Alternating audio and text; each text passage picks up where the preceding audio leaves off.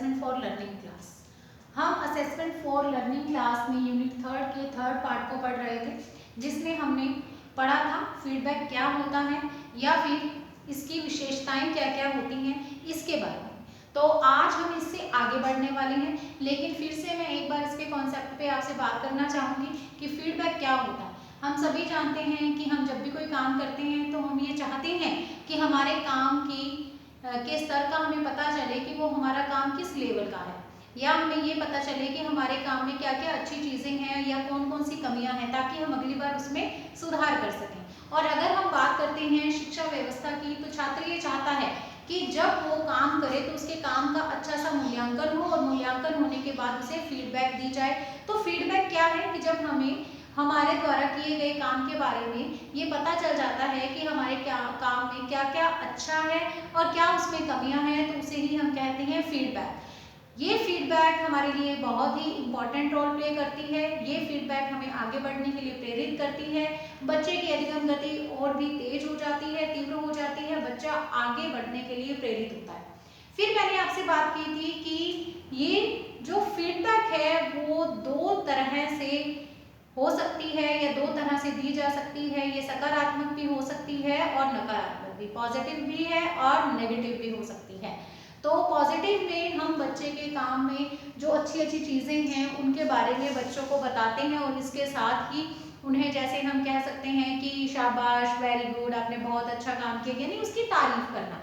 Negative feedback में हम उसके काम में जो कमियां हैं उसके बारे में उसे बताते हैं, या फिर हम ये कह सकते हैं कि उसने अगर काम किया ही नहीं है तब भी हम उसे नेगेटिव फीडबैक ही देते हैं।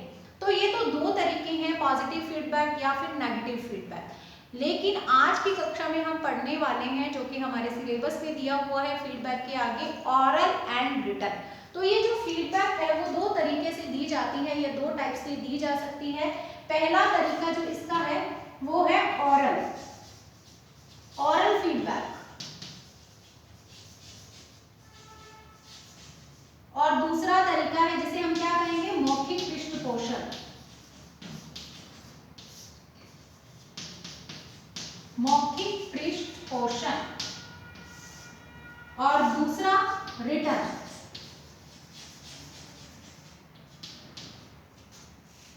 फीडबैक।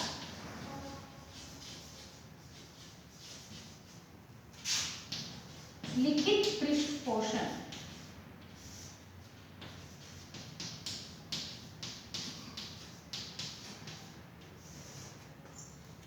मौखिक पृष्ठपोषण, लिखित पृष्ठपोषण, ऑरल फीडबैक और रिटन फीडबैक। अब ऑरल फीडबैक क्या है, मौखिक पृष्ठपोषण क्या है, यानी जब हम मौखिक रूप से स्टूडेंट को पृष्ठपोषण या फीडबैक देते हैं तो उसे हम कहते हैं मौखिक पृष्ठपोषण या ऑरल फीडबैक। जैसे हमने क्लास में बच्चों से क्वेश्चंस पूछे, और क्वेश्चन पूछने के बाद जिन स्टूडेंट्स ने सही आंसर दिया उन्हें हम बोलते हैं ना, शाबाश, वेरी गुड, बिल्कुल सही बताया आपने, बहुत अच्छा, या पीठ जाकर के थपथपाना भी फीडबैक देना है, शाबाशी देना, ठीक है।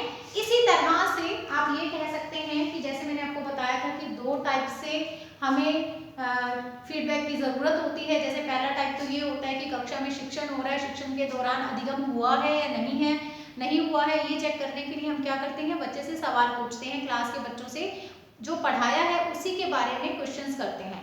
बच्चे सही आंसर देते हैं तब हम उन्हें उनके आंसर के अनुसार, उनके जो उत्तर मिले हैं हमें वो सही है या गलत, वो देख करके उसके अनुसार पॉजिटिव या नेगेटिव फीडबैक देते हैं। यही बात है।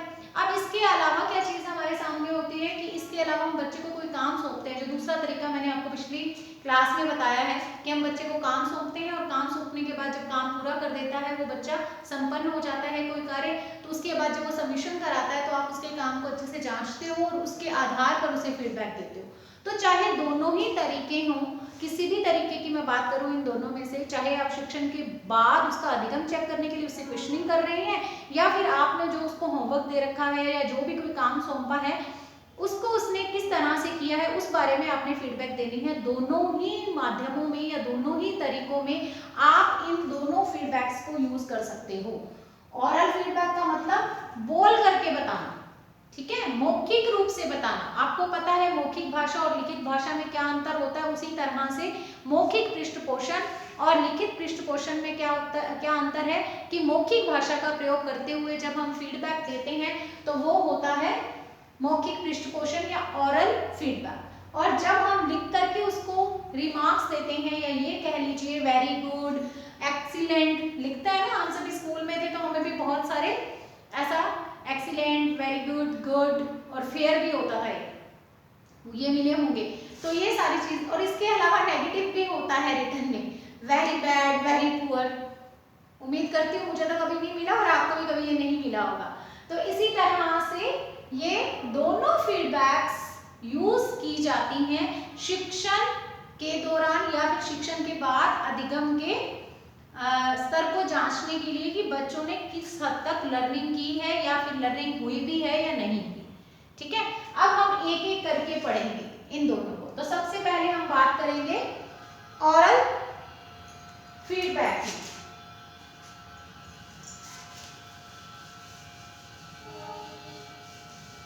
ऑरल फीडबैक क्या होती है, हमें ये समझ में आ गया है। हम बात करने वाले हैं इसके गुण और दोषों के बारे में। ठीक है, ऑरल फीडबैक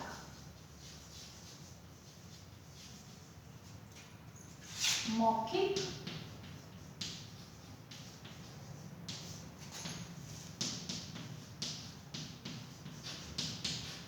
पृष्ठपोषण।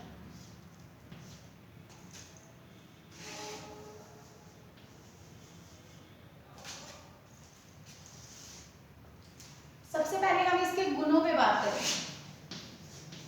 हमें भी क्या करना है, पॉजिटिव से ही शुरुआत करनी है। तो पहले गुण पे बात करेंगे और उसके बाद दोष पे बात करेंगे। तो सबसे पहला गुण जो इसका आता है वो ये है, शिक्षण प्रक्रिया के दौरान दिया जाना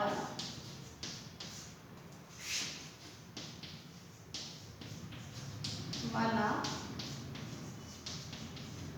पृष्ठपोषण। ठीक है, शिक्षण प्रक्रिया के दौरान दिया जाने वाला पृष्ठपोषण है ये। अब यहाँ पे शिक्षण प्रक्रिया को आप अधिगम प्रक्रिया भी कह सकते हैं। ठीक है, शिक्षण अधिगम प्रक्रिया के दौरान दिया जाने वाला पृष्ठपोषण है ये, क्योंकि ये पृष्ठपोषण ऐसा नहीं है कि बाद में दिया जाता है, ये पृष्ठपोषण तुरंत दिया जाता है। जैसे ही हम टीचिंग कराते हैं, टीचिंग करने के बाद हम बच्चों से उनकी लर्निंग हुई है या नहीं हुई है जांचने के लिए क्वेश्चंस पूछते हैं, बच्चा क्वेश्चन का आंसर देता है, तो उसके आंसर के आधार पर हमें पॉजिटिव या नेगेटिव जैसा भी फीडबैक देना है वो उसी टाइम पे दिया जाता है, उसी दौरान दिया जाता है। ठीक है, ऐसे नहीं है कि बाद में देंगे, ऐसा नहीं है, तुरंत जैसे ही वो आंसर बोलेगा तो ये फीडबैक उस दौरान ही दिया जाता है। शिक्षण अधिगम प्रक्रिया के दौरान ही ये दिया जाने वाला फीडबैक है या दिया जाने वाला पृष्ठपोषण है। अब इसका जो दूसरा गुण है वो है तुरंत प्रभाव। तुरंत प्रभाव, तुरंत प्रभाव का मतलब जैसे ही बच्चा हमारे क्वेश्चन का आंसर देता है हम ये फीडबैक उसको देते हैं, ऑरल फीडबैक। इससे क्या होता है, इसका तुरंत प्रभाव दिखाई देता है बच्चे पे। आप देखिए, आपने बच्चे से क्वेश्चन पूछा, बच्चे ने बिल्कुल सही आंसर दिया, आपने बोला वेरी गुड, बच्चे का फेस देखना उस टाइम पे इतना खुश हो जाएगा वो स्टूडेंट, और इसके बाद उसका जो सीखने का स्तर है या फिर हम ये कह सकते हैं जो उसका फोकस है वो क्लास में और भी बढ़ जाएगा। तो इस फीडबैक का जो प्रभाव होता है, जो इफेक्ट होता है स्टूडेंट पे या फिर उनकी लर्निंग पे, वो तुरंत दिखाई देता है, इंस्टेंट रिजल्ट्स हैं। चलिए, इसके बाद इसका जो तीसरा गुण हमारे सामने आता है वो है प्राथमिक स्तर हेतु उपयोगी। ये फीडबैक कौन से स्तर के लिए उपयोगी है, तो ये प्राथमिक स्तर के लिए उपयोगी है। प्राथमिक स्तर मतलब छोटे बच्चे, छोटे बच्चों के लिए ये फीडबैक बहुत अच्छी होती है। देखिए जो छोटे बच्चे होते हैं ना, उनको चाहे आप कॉपी में उनके स्टार्स बना दीजिए, वेरी गुड बोल दीजिए या फिर एक्सीलेंट दे दीजिए, लिख कर मतलब रिटर्न में दे दीजिए वेरी गुड एक्सीलेंट, उनको कोई फर्क नहीं पड़ता इस चीज से। लेकिन अगर उन छोटे छोटे बच्चों को आपने एक बार ही सही आंसर देने पर प्यार से उनके गाल पे हाथ भी फेर दिया, या मैं ये कह सकती हूँ कि आपने उनको वेरी गुड ये बोल दिया, तो वो बच्चे इतने ज्यादा खुश हो जाएंगे कि वो काम करने के लिए या फिर उनकी जो लर्निंग है वो डबल हो जाएगी, वो फोकस करेंगे क्लास में, आप जो पढ़ाओगे वो अच्छे से पढ़ेंगे।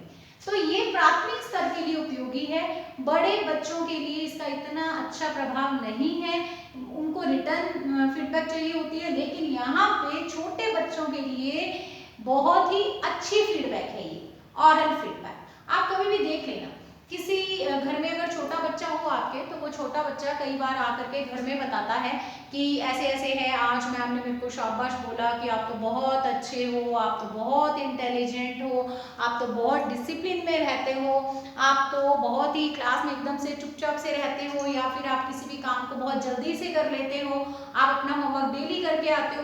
ऐसे उदाहरण घर पे आकर के बच्चा बताता है कि आज मैम ने मेरे बारे में ये कहा, तो मैम ने कुछ ऐसा नहीं है कि कुछ झूठ कहा है, उसके बारे में जो गुण है उसके, यानी या तो वो होमवर्क टाइम पे करके आ रहा है, या फिर हम ये कह सकते हैं कि वो बहुत ही, उसकी राइटिंग बहुत अच्छी है, इसके अलावा वो बहुत ही डिसिप्लिन में रहता है, वो सबकी बात मानता है, वो किसी के साथ लड़ाई झगड़ा नहीं करता है, तो ये इसका मतलब उसका गुण है, उसके स्वभाव का ये गुण है, या फिर ये कह सकते हैं उसके व्यक्तित्व का ये गुण है। तो आज टीचर ने क्या किया है, उसके गुणों से उसको अवगत कराया है, उसे परिचित कराया है। लेकिन बच्चा इतना ज्यादा खुश हो जाएगा, छोटा बच्चा, अगर मैम ने वही लिख करके दिया ना तो उसका कोई इफेक्ट नहीं है, लेकिन अगर मैम ने उसे वर्बली बोल करके ये सब कुछ बताया है तो वो बहुत ही इस चीज को पॉजिटिव लेगा, या फिर आगे भी वो अच्छा काम करने के लिए तैयार रहेगा ऑलवेज। तो यहाँ पे प्राथमिक स्तर पे इसका बहुत ही अच्छा रिजल्ट देखने को मिलता है। ठीक है, चलिए नेक्स्ट पॉइंट है अधिगम गति का विकास।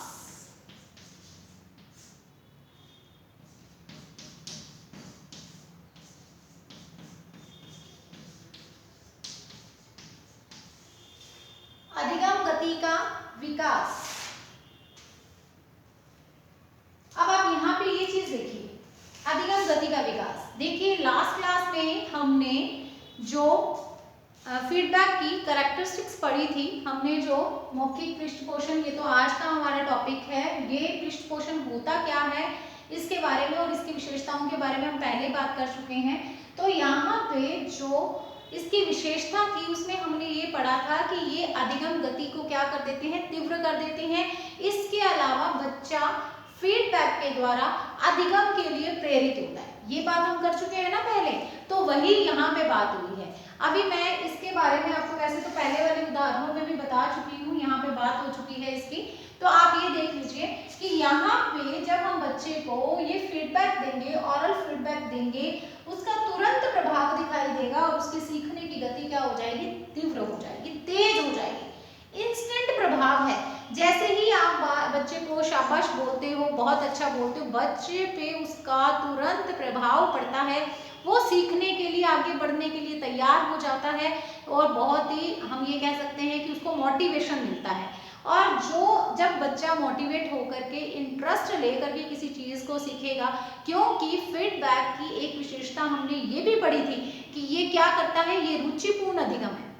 पहला पॉइंट था लास्ट क्लास में जब हमने विशेषताएं पढ़ी थी फीडबैक की, तो वहां पे हमने बात की थी कि ये रुचिपूर्ण अधिगम को बढ़ावा देने वाला है।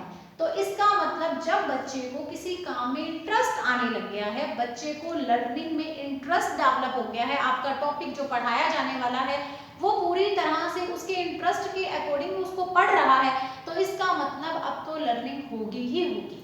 और लर्निंग होगी, पहले भी हो रही थी, लर्निंग होगी। अब फीडबैक जब आपने दिया तो उसके बाद वो जो लर्निंग पहले ऑलरेडी थोड़ी धीरे गति से हो रही थी, अब उस गति में और भी ज्यादा सुधार होगा, वो गति और भी ज्यादा तीव्र हो जाएगी, वो और भी तेजी से सीखेगा। वो सोचेगा कि अभी मैंने एक क्वेश्चन का आंसर दिया तो मैम ने मेरी इतनी प्रेज की है, मुझे पॉजिटिव या फिर हम ये कह सकते हैं कि सकारात्मक पृष्ठपोषण मिला है, तो अब आगे वाले क्वेश्चन का आंसर भी मुझे आना चाहिए। इसलिए वो अपने इस प्रयास के चलते अपने सीखने की गति तीव्र करेगा या उसके सीखने की गति अपने आप ही स्वाभाविक गति से तीव्र हो जाएगी। क्योंकि देखो जब प्रयास ज्यादा किए जाएंगे तो लर्निंग का स्तर भी तो चेंज होगा, वो भी तो बढ़ेगा ना, वो भी तो हाई लेवल का होगा। तो जब हमारा कोई काम हम करते हैं अपनी रुचि के अनुसार और इसके अलावा हमें ये पता होता है कि इसको करने पर हमारी तारीफ होगी या फिर हमें प्रेज होगी। देखिए हर मनुष्य अपनी प्रेज कराना चाहता है, चाहे वो बच्चा हो चाहे बड़ा हो, किसे अपनी तारीफ सुननी अच्छी नहीं लगती। कई बार तो हम सामने वाले को फोर्स करते हैं कि तू मेरे बारे में कुछ बता, मेरे बारे में क्या क्या अच्छा है। इवन यहाँ तक कि कुछ एडल्ट बच्चे ये सुनने के लिए कि उनमें क्या अच्छा है या उनमें क्या कमियां, वो तो इस चीज को एक्सेप्ट तो नहीं कर सकते उनकी अपनी कमियों को, लेकिन अपने अच्छा जानना चाहते हैं। तो कई बार गेम्स भी खेलते हैं आपस में, जिसमें से कि वो ये पूछते हैं कि आपने ये बताना है कि मेरे में क्या क्या अच्छाइयाँ हैं, ठीक है। तो वो ऐसा करके वो क्या जानना चाहते हैं, ऐसा करके वो ये जानना चाहते हैं कि आखिर उनमें क्या अच्छा है, यानी वो तारीफ करवाना चाहते हैं। तो इसके लिए वो ऐसा करते हैं। तो यहाँ पे जब हमारा कोई काम हमारे इंटरेस्ट का है और प्लस इसके साथ हम ये कह सकते हैं कि हमें फीडबैक मिल रहा है और वो अगर पॉजिटिव फीडबैक है तो फिर तो कह गए क्या, तो सीखने की गति क्या होती है, तीव्र हो जाती है। इसके बाद है नेक्स्ट बिंदु, आत्मविश्वास में वृद्धि।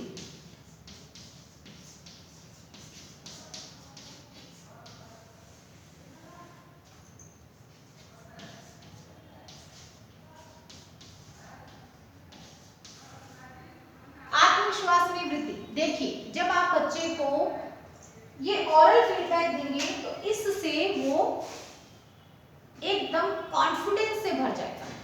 कैसे भर जाएगा कॉन्फिडेंस से, आप ऐसे इसको चेक कर सकते हो कि जैसे आप क्लास में शिक्षण करा रहे हो, उसके बाद आप बच्चे को क्वेश्चन पूछते हो, पूरी क्लास से क्वेश्चन पूछते हो, फिर उसमें से किसी एक बच्चे को उठाते हो, क्योंकि प्रश्न कौशल में आपको ये स्किल तो अच्छे से समझ में आई ही होगी कि एक टीचर को जब प्रश्न पूछना चाहिए उसके बाद बच्चे को खड़ा करना है, पहले नहीं खड़ा करना है। ये चीज हमने माइक्रो टीचिंग में आपको सिखाई है।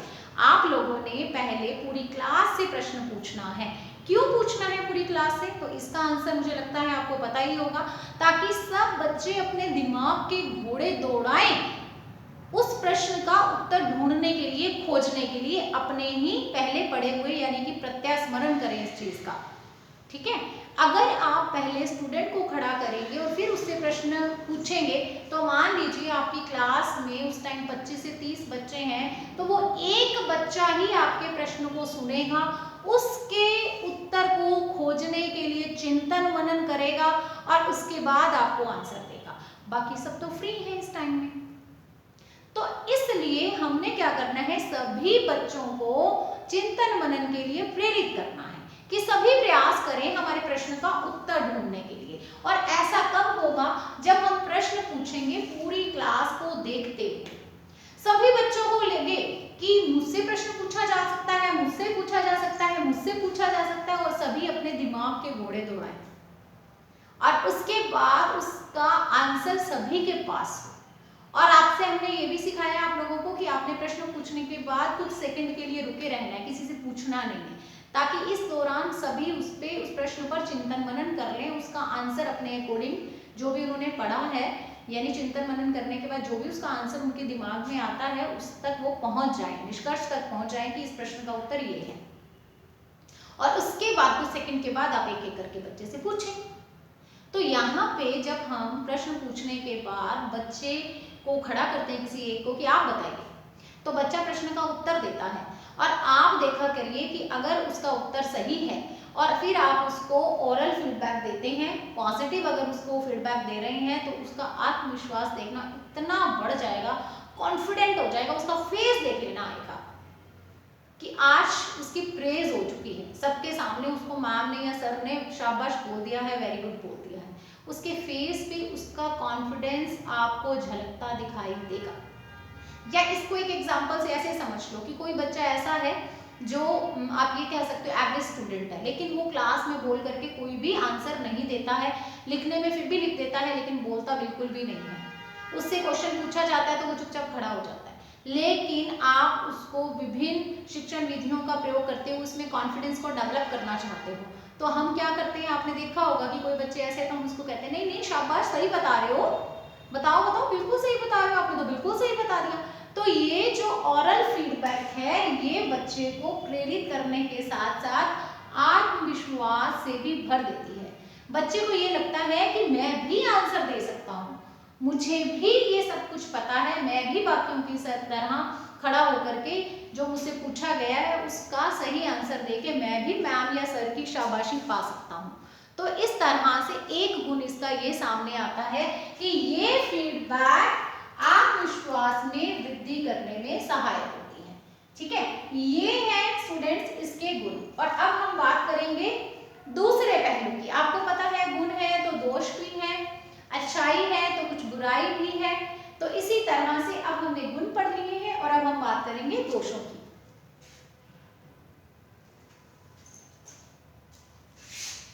दोष,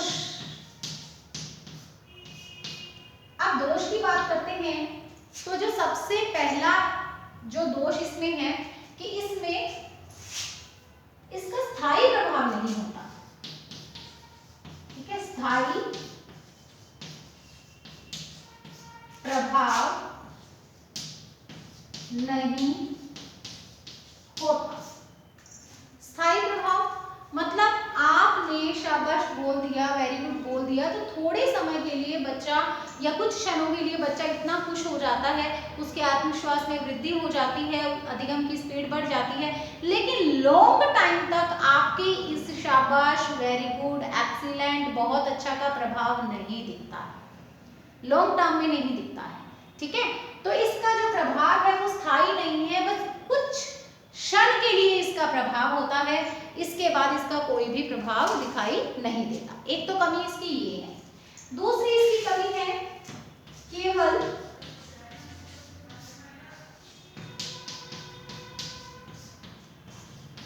छात्रों तक सीमित, अभिभावकों से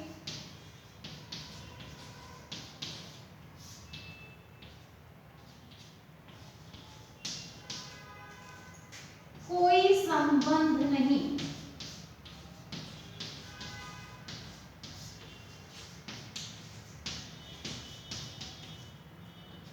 तो इसका जो प्रभाव है ना वो केवल और केवल छात्र तक ही सीमित होता है, उसके अभिभावकों यानी उसके माता पिता, उसके परिवार के लोगों से इसका कोई लेना देना नहीं होता, उन तक इसका प्रभाव नहीं पड़ता। बच्चे को क्लास में आपने जो भी पॉजिटिव नेगेटिव फीडबैक दिया, देखो दोनों पे बात करूंगी मैं, पॉजिटिव और नेगेटिव दोनों पे बात करूंगी। नेगेटिव भी अगर उसको कोई डांट लगाई है आपने, ठीक है, उसके काम ना करने पर उसको जो भी आपने नेगेटिव फीडबैक दिया है, काम सही नहीं था, आपने उसको जो भी नेगेटिव फीडबैक दिए हैं लेकिन ऑरल में दिए हैं, ऑरल में दिए हैं तो हो सकता है वो बच्चा घर जाके बताएगा ही नहीं।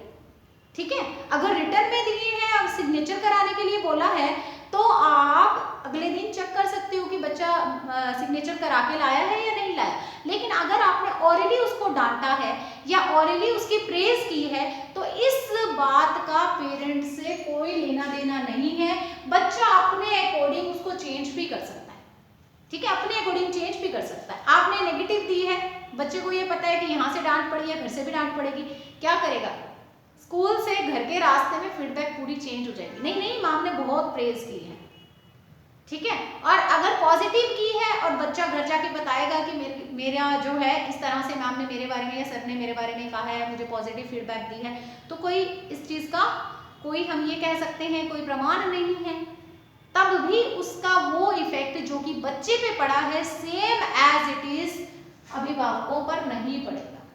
ठीक है, तो इस तरह से ये ऑरल फीडबैक केवल स्टूडेंट्स तक ही, छात्रों तक ही सीमित होती है, इसका अभिभावकों से हम कह सकते हैं कोई संबंध नहीं होता। इसके अलावा भी जो मैंने लाइन बोली थी वो इसका नेक्स्ट बिंदु है, अगला दोष है मौखिक पृष्ठपोषण का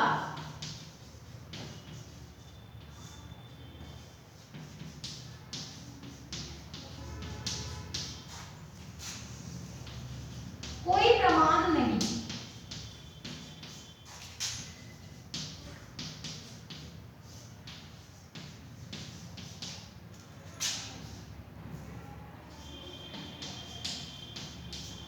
तो इसका कोई प्रमाण नहीं होता। अभी मैंने बताया रिटर्न पृष्ठपोषण का तो अपने पास एविडेंस है कि ठीक है रिटर्न में लिख करके दिया है, और इसका कोई एविडेंस नहीं होता, तो ये भी इसकी एक कमी है। तो जब इसका एविडेंस नहीं होता, इसी के चलते हुए इसका प्रभाव भी स्थायी नहीं होता। इसके अलावा जो इसका लास्ट दोष हम कह सकते हैं कि ये क्या होता है, शिक्षक के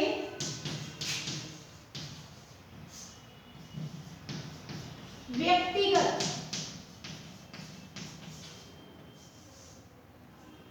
विचारों से प्रभावित।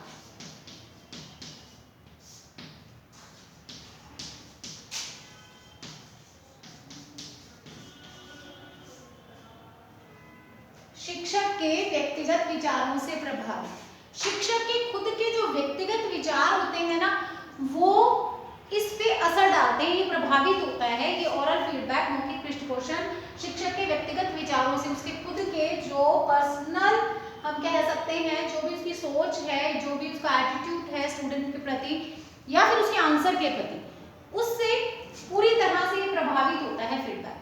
किस तरह से आप इसको एक एग्जांपल से ऐसे समझ सकते हैं, जैसे रिटर्न में जब कुछ रिमार्क्स दिए जाते हैं तो पूरी तरह से सोच समझ के दिए जाते हैं, उनमें व्यक्तिनिष्ठता नहीं होती बल्कि वस्तुनिष्ठता होती है। क्योंकि टीचर को भी ये होता है ना कि कुछ कल को एलिगेशन ना लग पाए कि ऐसा नहीं है, क्योंकि रिटर्न में काम किया हुआ है तो उसको आप रिटर्न में रिमार्क्स देते हुए पूरी तरह से सोच समझ के विचार करके फिर ही लाइन को लिखेंगे, लेकिन बोलने में आप कुछ भी बोल देते हो। तो यहाँ पे ये चीज भी इसके दोष में ही आती है कि ओरल फीडबैक शिक्षक के, किसी भी टीचर के जो उसके पर्सनल इश्यूज हैं स्टूडेंट के साथ, या फिर हम ये कह सकते हैं जो उसके विचार हैं स्टूडेंट के बारे में या उसके काम के बारे में, या जो आंसर बच्चे ने दिया है क्वेश्चन का उसके बारे में, वो पूरी तरह से ये ओरल फीडबैक उससे प्रभावित होती है। तो ये भी इसका एक दोष है। इस तरह से आज की कक्षा में हमने पढ़ लिया है ओरल फीडबैक, ठीक है।